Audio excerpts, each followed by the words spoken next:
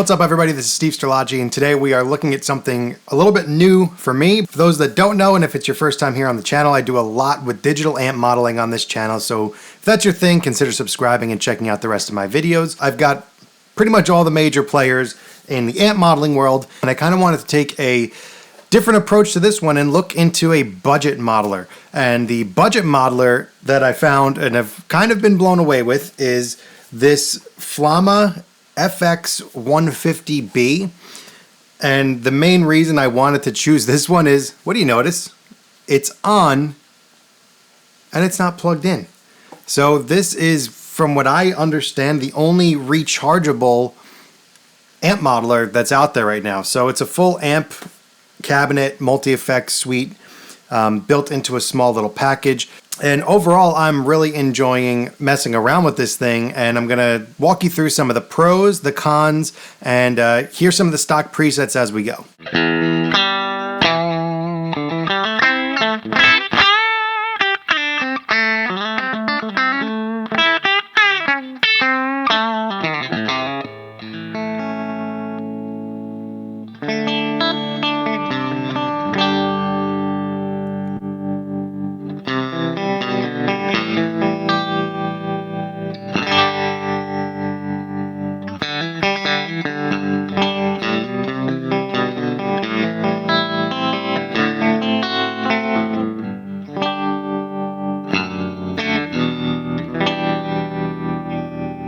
The more appealing things, obviously, like I said, we're lithium-ion rechargeable and replaceable, so you can actually unscrew the battery here and replace it in case anything ever happens to your battery.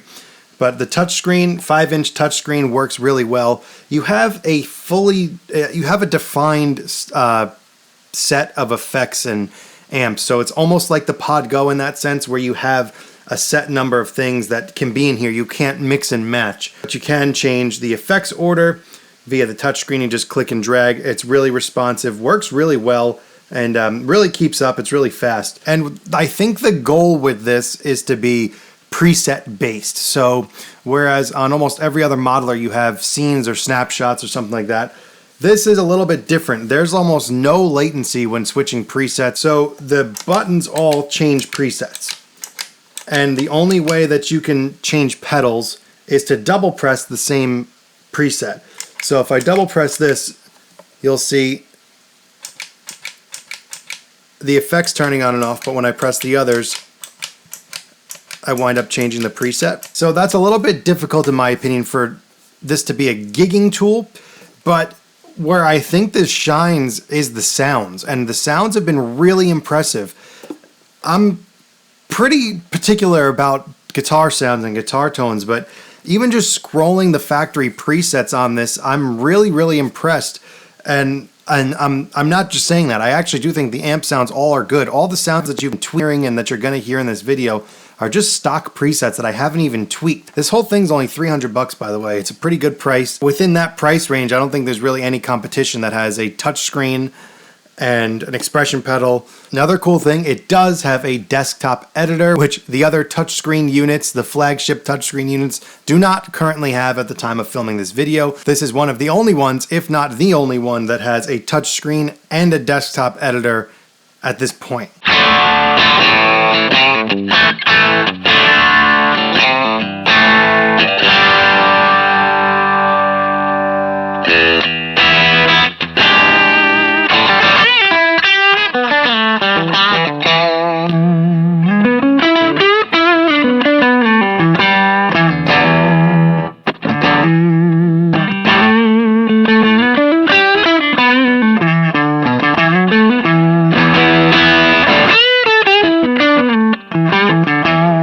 So let's talk about I/O, all of our inputs and outputs. I give it a kind of like a B+ here because it's got some, obviously, things that you need here. We have an effects loop. We have our input for our guitar. You can put a second expression pedal in it, and you have a stereo 1/4-inch output, an auxiliary in, a USB-C out, and you have your power, which is a 9-volt 3-amp plug, and that will also charge it or power it depending on what you're doing.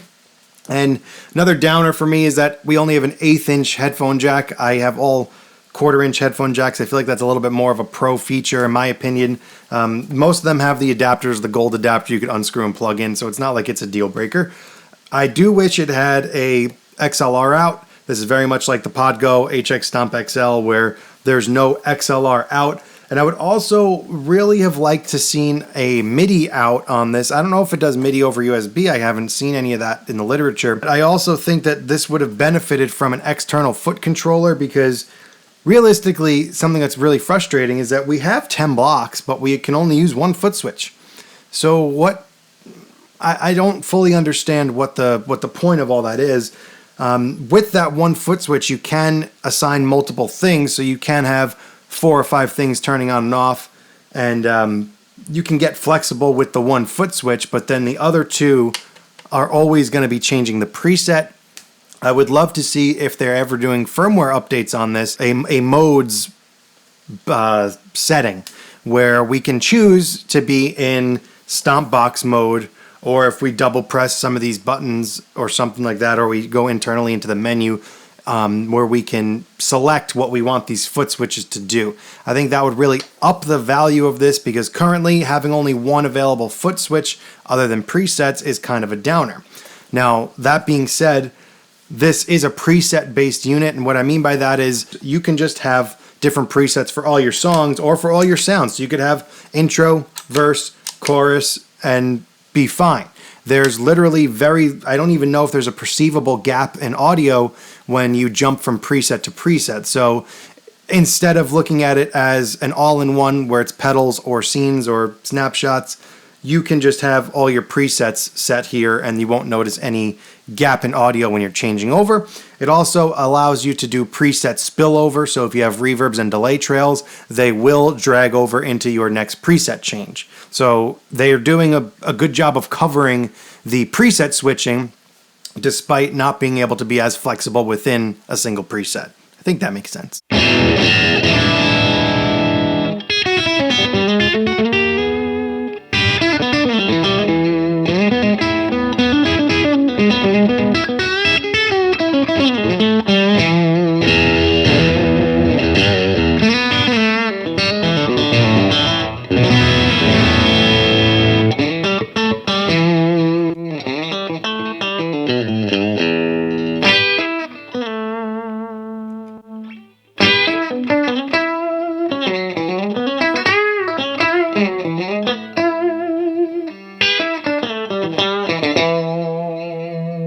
A really cool feature on this has a 52-second looper. You can overdub over yourself a couple times. I haven't maxed it out yet, but I've done at least 3 or 4 with no problem.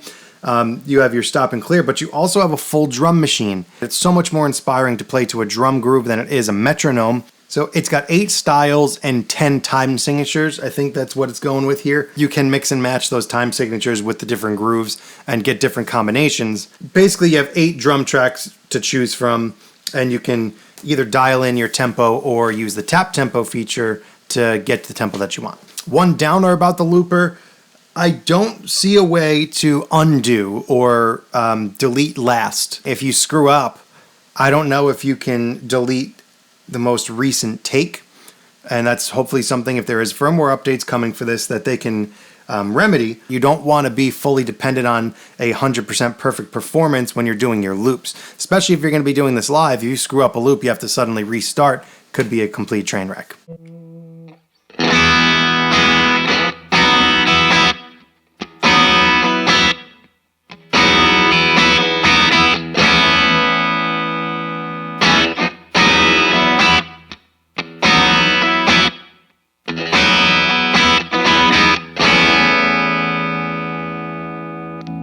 And as far as latency goes, there's a YouTube channel, this fellow named Leo Gibson, who has some pretty cool content, and he does a lot with digital modelers as well. He did a latency test on this and found that it will never be more than 5 millisecond latency, which is, I don't even think that that's perceivable to the human ear. But that was with every effects pedal turned on, every block turned on, and the looper working at full capacity. And that's the only time it even got close to 5 milliseconds. So the latency is going to be typically well below 5. And really, I haven't heard or felt any type of issues with this.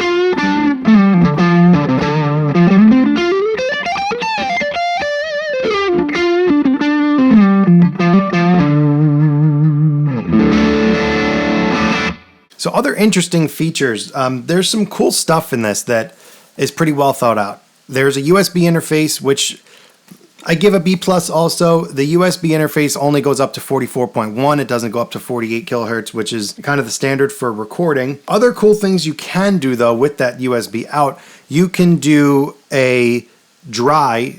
I saw a couple of reviews that said you can't do a dry through, and technically you can. You can split, it's only a 2-channel USB send. So you can put an unaffected signal on the USB out. So you can have one dry channel, one affected channel where you'll just be recording your DI if in case you want to reamp things, but then you lose your stereo. If you're recording in stereo, that could be a problem. Or if you're just running all mono and you just want to double track for your stereo stuff, that's a good option where you can use that dry through.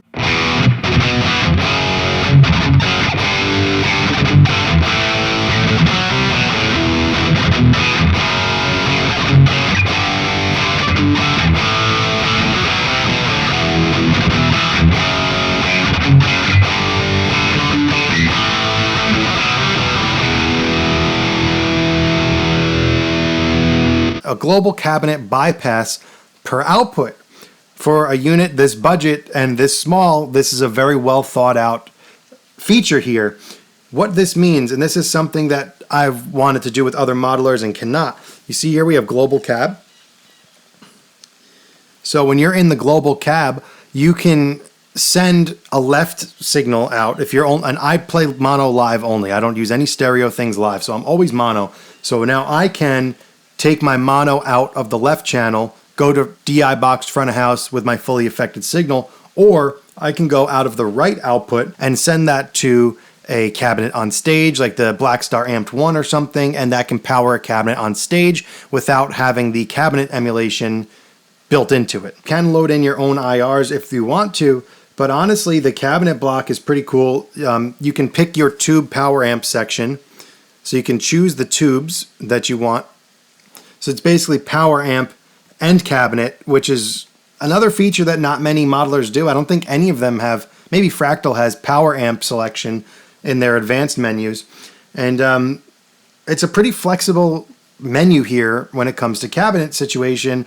And I think that the stock preset sounded so good, I don't think that I'm not even going to try to put my IRs in here because I honestly don't need it.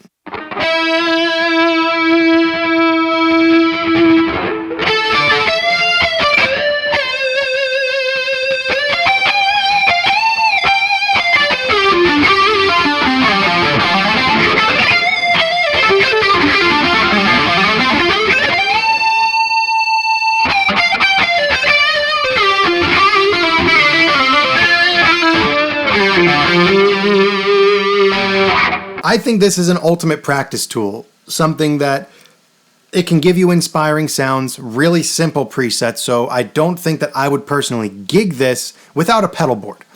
This, however, can be a backup rig for just core amp tones. This can be in my guitar gig bag or in some bag that I take to gigs, and if just in case something goes down, my modeler goes down or anything bad happens, this is a good small solution as a backup for my core amp sounds, and I can just plug my pedal board right into the front end of this and definitely get a good passable sound, especially live and even in the studio. I mean, I really don't have any complaints about the sounds. So that is pretty much how I would use it, but for 300 bucks, I don't know if this can be beat for that price range. So this is a great travel-friendly practice tool slash backup rig for somebody like me. And if it's your first dip into modeling, this is another great choice because A, it's budget friendly, it's got an expression pedal, it's got plenty of effects and amps, and you can use your real pedal board alongside it. So that does it for the Flamma FX150b. Awesome budget modeler that